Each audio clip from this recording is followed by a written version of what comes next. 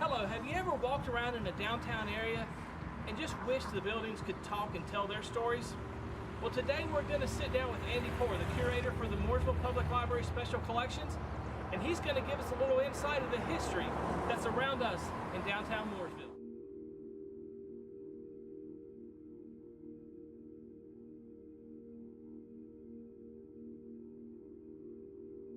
Mooresville was founded in 1873 and is named after John Franklin Moore, who donated land and for the establishment of the town.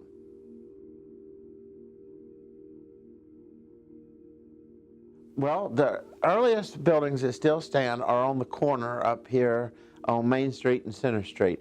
They are now Epic Chop House and the Hair of the Dog barbershop combo type building, and D.E. Turner's. D.E. Turner's also was the first national bank for Mooresville, and they were all built around the same time period, 1899 to 1902. And they are the first brick buildings in the town of Mooresville.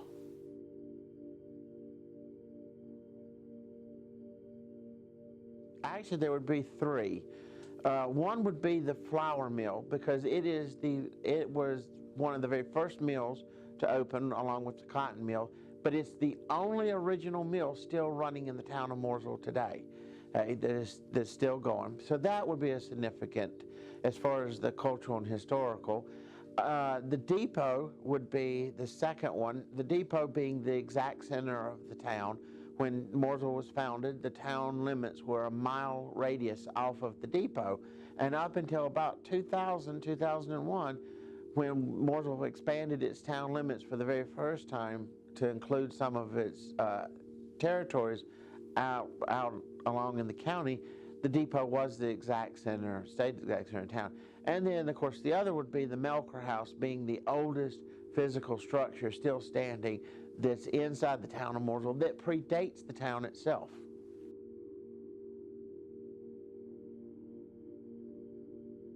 No, it was not. But it started out as Mooresville Mills. That was the very first, Mooresville Cotton Mills. That was the first textile mill. Then we had others. We had Draymore, Suburbia, Templon, Kimspon, the Troutman Shirt Company, that were all textiles. Now, they specialized in different textiles, such as Mooresville Cotton Mills, which made towels and sheets and other linens and things. When Burlington bought them, they then specialized in denim. Kimspon and Templon specialized in knit. Troutman Shirt specialized in shirt materials, knit and cotton, as well as polyester. And Draymore and others specialized in print works and things such as curtains and drapes.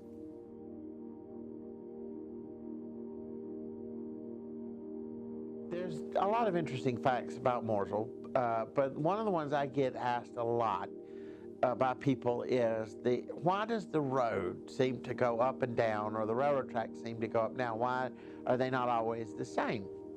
And the reason for that is that when the train came back and they wanted to run a direct line from Charlotte to Virginia, the trains in those days, being steam engines, had to keep an even grade, because the harder it worked, the more coal you would have to shovel. So if the grade got steep, the train would work and you'd burn up more coal, more of your profits. So the train company, the railroad company, decided that they were going to keep as level as possible. So when they came through, they would either dig down the road and use that dirt to build up the track, or dig the track down and use that dirt to build up the roads to keep the track at a level grade going through. So that's why today, when you're riding along the track, it seems to go up or down one way or another. We know this, though, because Mr. W.N. Johnson, who was a town commissioner and had his house on Broad Street in 1883, when they were doing this, complained for 3 board meetings that the railroad company was taking 14 feet of his front yard, and that it was unfair, and that he wanted that 14 feet back. But he never did get it back.